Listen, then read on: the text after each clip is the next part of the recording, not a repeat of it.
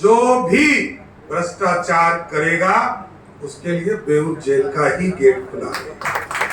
कोई व्यक्ति 26-27 साल तक यदि जेल में यातना सहा हो, उसको कैसे कोई भूल सकता है। तो भारतीय जनता पार्टी का स्पष्ट मानना है कि भारत में पहले भारत को बचाना है, तब फिर पार्टी को बचाना है और तब फिर व्यक्ति को बचाना है। हमारे वीर सावरकर को मानने वाले, उनके विचारों से अपने जीवन को इस देश के लिए समर्पण करने वाले सभी भाइयों एवं बहनों, और मैं विशेष तौर पर दो प्रमुख साथी जिन्होंने वीर सावरकर जी के जीवनी पर अपना विशेष योगदान दिया, इस किताब को लिखने का काम किया, श्री अजय कुमार सिन्हा जी और आदरणीय संजय कुमार सिन्हा जी का एक बार जोरदार ताली बजाकर दोनों का स्वागत कीजिए। वैसे साथियों, मैं इससे सहमत नहीं हूं कि वीर सावरकर जी गुमनाम है। आज देश का कोई भी बच्चे से आप पूछिएगा कि वीर सावरकर कौन है, आपको बताने का काम इस देश के लोग करेंगे। साथ इसमें कहीं दो मत नहीं है कि अंग्रेजों ने कई चीजें छुपाया, भारत के इतिहासकारों ने कई चीजें छुपाया, भारत के लोकतांत्रिक देश बनने में जिन वीर साथियों ने अपना योगदान दिया, उनके जीवन को छुपाने का काम किया। कोई एक दिन जेल जाता है, उसको जीवन भर याद रहता है। कोई व्यक्ति 26-27 साल तक यदि जेल में यातना सहा हो, उसको कैसे कोई भूल सकता है। अंडमान निकोबार जितने लोग गए या इस भारत में जेल की यातना का प्रतीक कोई जगह है तो वो काला पानी ही माना जाता है। और वहां वीर सावरकर सालों साल तक वहां रहने का काम किया। एक तरह से कोलू घेरने का जो शब्द आया जेल के अंदर, और आप सोचिए, आज तो दुनिया आधुनिक युग में जी रहा। आज लोग सोचते हैं कि कोई निर्माण करेंगे तो उसकी राशि का व्यवस्था कहां से करेंगे, लेकिन उस जमाने में 1890 या 95 का दौर रहा होगा। उस दौर में 5.5 लाख रुपया लगाकर अंग्रेजों ने जेल बनाया, जबकि भारत के लोग जो स्वतंत्रता सेनानी थे उनको वहां फ्री में मजदूरी कराने का काम करते थे, उनसे मजदूरी कराया और उस जेल का निर्माण किया। तो इस देश में जो भी इतिहासकार रहे, उन्होंने भी ये लिखा है कि उस जेल में जो रहे वो सबसे ज्यादा कष्ट में रहे। और वीर सावरकर जिस तरह लंबे समय तक, चाहे वो रत्नागिरी के इलाके में रहे हो या अंडमान निकोबार में रहे हो, ये सबने देखा कि वीर सावरकर के जीवन के आदर्श को लेकर, चाहे सरदे अटल बिहारी वाजपेयी जी ने अपनी कविता में कहा, आज देश के यशस्वी प्रधानमंत्री जी जिनकी प्रेरणा लेकर राष्ट्रवाद की बात करते हो, राष्ट्र निर्माण की बात करते हो, वैसे वीर पुरुष को कभी जीवन में भुलाया नहीं जा सकता है। इतना जरूर आश्वस्त करते हैं। और साथियों, क्योंकि इसी प्रेरणा से आज पूरा देश आगे बढ़ रहा, और हमारी पार्टी तो स्पष्ट तौर पर जब भारत निर्माण की बात आती है, चाहे इमरजेंसी का दौर रहा हो, आपातकाल का दौर रहा हो, और इस देश में जब कांग्रेसवाद के खिलाफ लोकतंत्र पूर्ण रूप से स्थापित करने की बात रही, क्योंकि तब के प्रधानमंत्री इसलिए सत्ता में बैठे थे कि वो कहते थे कि हमने देश को आजाद कराया, और देश लगभग 20 वर्षों में ही पूरे देश के लोग तंग और तबाह हो गए। और जिस तरह इमरजेंसी लगाने का काम श्रीमती इंदिरा गांधी ने किया, और भारतीय जनसंघ के लोगों ने पहले यही कहा कि हमारे लिए पहले राष्ट्र है, तब हमारी पार्टी है, तो अपने आप को जनता पार्टी के अंदर विलीन भी करने का काम। तो भारतीय जनता पार्टी का स्पष्ट मानना है कि भारत में पहले भारत को बचाना है, तब फिर पार्टी को बचाना है, और तब फिर व्यक्ति को बचाना है। तो जिस पार्टी के लिए नेशन ही फर्स्ट हो, उस पार्टी के लिए तो वीर सावरकर महापुरुष ही होंगे, इतना जरूर आश्वस्त करता हूं। इसलिए आने वाली पीढ़ियों से जरूर आग्रह करूं, मैं इसको देखता हूं, आपने आग्रह किया है कि हम जरूर इस पर रिसर्च कराएंगे, पूरी व्यवस्था खड़ा कराएंगे, और इसको आगे के दिनों में किस तरह उनके रिसर्च के और चीजों को जोड़कर बिहार में बिहार के एक एक नौजवान इनसे प्रेरणा ले सके, इनकी पूरी रूपरेखा बिहार में भी स्थापित करने का काम किया। इसलिए साथियों, हम लोग तो नेशन फर्स्ट वाले लोग हैं, और बिहार अब समृद्धि की ओर रास्ते पे चल चुका। देश के यशस्वी प्रधानमंत्री नरेंद्र मोदी जी ने विकसित भारत करने का निर्णय लिया, और 2047 तक दुनिया के पूरी अर्थव्यवस्था खड़ा करके दुनिया के सबसे ज्यादा विकसित राष्ट्र बनाने का निर्णय लिया। और बिहार में भी हमारे पूर्व मुख्यमंत्री नीतीश कुमार जी ने समृद्ध बिहार का सपना देखा है। सच ठीक ही कहा कई साथियों ने कि बिहार के लोगों को राष्ट्र के साथ निर्माण में भी कई लोगों ने योगदान दिया, लेकिन अब बिहार को तेज गति से विकास करने की जरूरत पड़ेगी।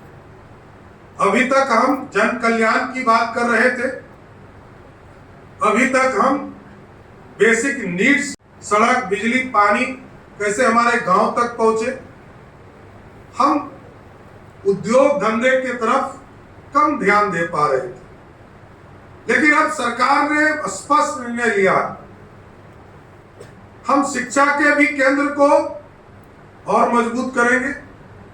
इसलिए हम लोगों ने मॉडल स्कूल की कल्पना की है, और मॉडल स्कूल जो सरस्वती विद्या निकेतन के तौर पर जाना जाएगा, 534 ब्लॉक में स्थापित होगा, और उस केंद्र को इतना मजबूत करना है कि जिस तरह आज से 2000 वर्ष पहले इस मगध की धरती पर नालंदा यूनिवर्सिटी और विक्रमशिला यूनिवर्सिटी था, और सीधे इस मगध में तीसरा जो यूनिवर्सिटी था वो तक्षशिला था, जो आज पाकिस्तान में। और हमारी कल्पना है, बिहार के लोगों की कल्पना, बिहार ज्ञान की भूमि है, बापू को भी यहां स्थापित करने का काम बिहार के लोगों ने किया। मोहन करमचंद गांधी जो यहां लोगों के बीच में आंदोलन करने आए, उनको भी बापू बनाने का काम किसी धरती ने किया, यही बिहार था जिसने उनको बापू बनाने का काम। कई बड़े नेता यहां आए, मधुली में आए, जॉर्ज फर्नांडिस आए, शरद यादव जी आए, सबका सम्मान इसी राज्य ने किया। समाजवादियों को भी पूरी तरह संरक्षण देने का काम किया। अब बिहार ज्ञान की भूमि और आगे बढ़कर काम करना चाहिए। इसलिए मैंने अभी सभी लोगों को कहा है ये जो सरस्वती विद्या निकेतन है हमारा मॉडल स्कूल, इसकी कल्पना ऐसी करनी है जिस दिन यहाँ के महत्वपूर्ण विद्यालय से, चाहे वो कॉन्वेंट हो या प्राइवेट स्कूल हो, उससे नाम कटाकर हमारे मॉडल स्कूल में लोग नामांकन कराने लगेंगे, उसी दिन बिहार के नौजवानों का सपना साकार होगा। क्योंकि ज्ञान एक ही रास्ता है जिससे आप समृद्ध हो सकते हैं, और वो है ज्ञान अर्जन करना। इसका कोई दूसरा रास्ता नहीं है। जो शॉर्टकट अपनाता है उसको बेउर जेल ही जाना पड़ता है।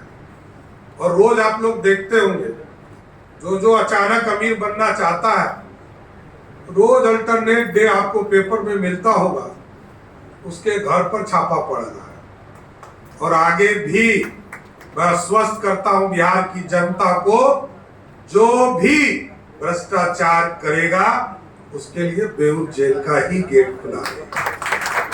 क्योंकि हमारे लिए ना भ्रष्टाचार, ना अपराधियों का संरक्षण, और अपराधी को तो आपने देखा है कि सुशासन स्थापित करने के लिए बिहार की पुलिस ने एक अभियान चलाया।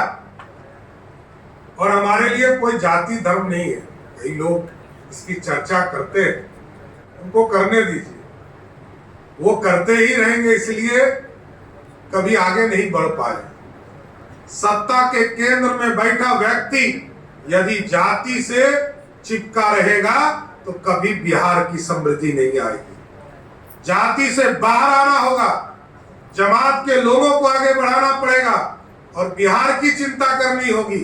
अपराधी किसी भी जात का हो, वो अपराध करेगा तो उसको 48 घंटे में बिहार की पुलिस उसको जवाब देने का काम करेगी साहब। इसलिए साथियों, मेरा स्पष्ट मानना है, वीर सावरकर की यही प्रेरणा हम लोगों को लेनी चाहिए कि राष्ट्र निर्माण, बिहार के निर्माण, बिहार की समृद्धि, बिहार आगे तभी बढ़ेगा जब बिहार के लोग बिहार में आकर अपनी बात बिहार में चीजों को स्थापित करना शुरू करें। अभी मैंने 2 दिन पहले एक फैसला लिया और कहा कि कोई भी सरकारी कर्मचारी अब विदेश यात्रा नहीं करे।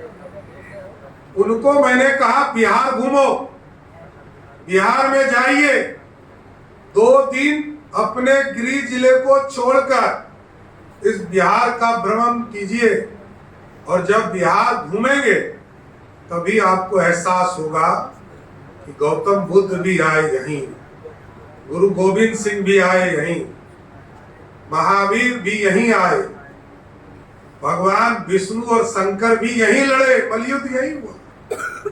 कितने मां के अंग इसी धरती पर गिरे।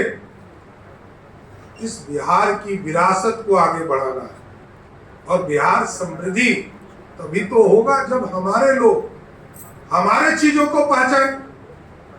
हम 5 भाषा बोलते हैं।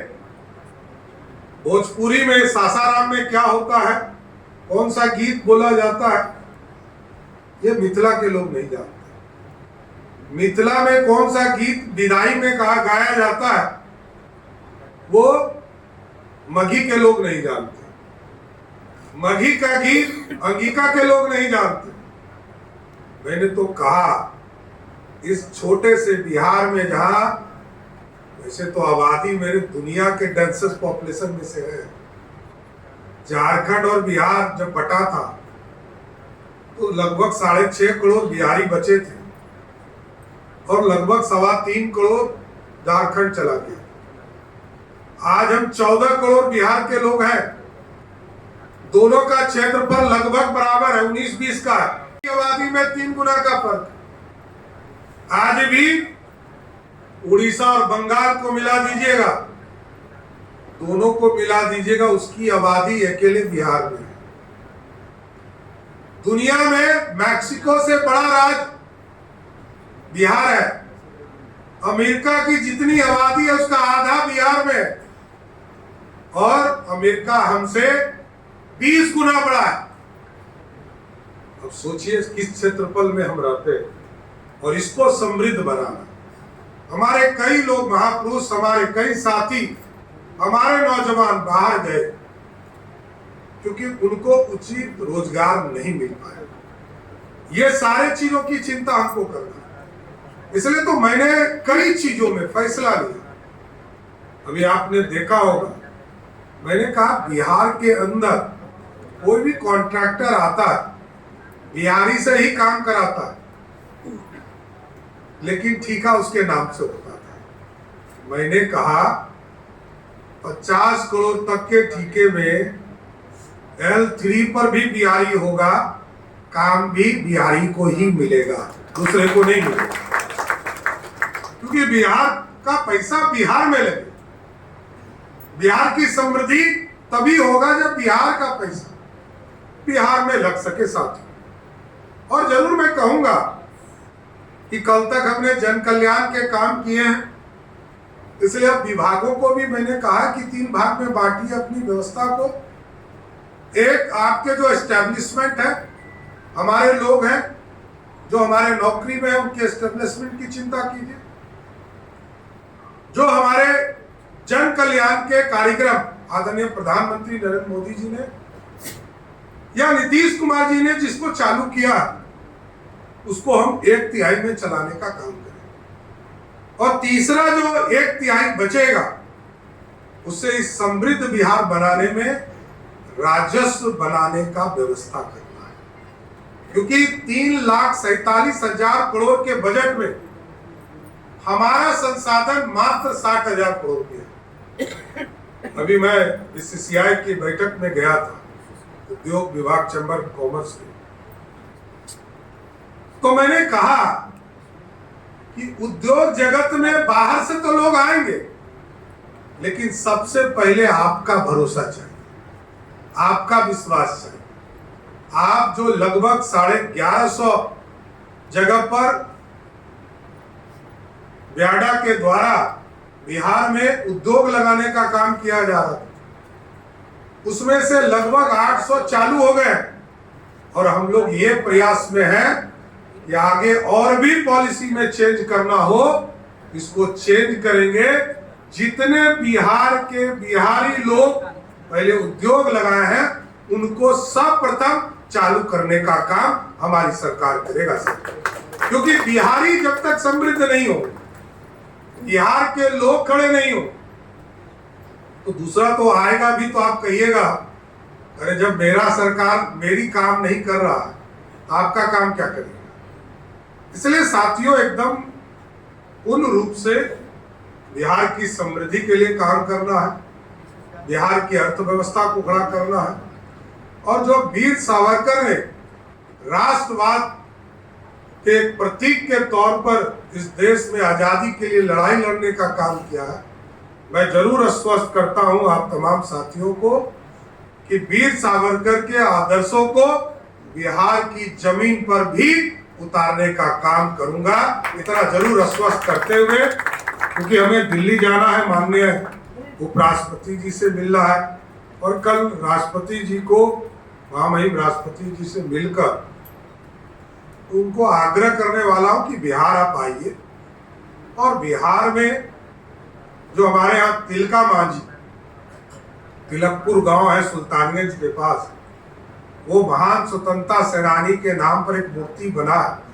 हम लोग चाहते हैं, हम लोगों मेरे से आग्रह किया था तिलका मांझी यूनिवर्सिटी के लोगों ने कि आप चलकर उसका उद्घाटन करें।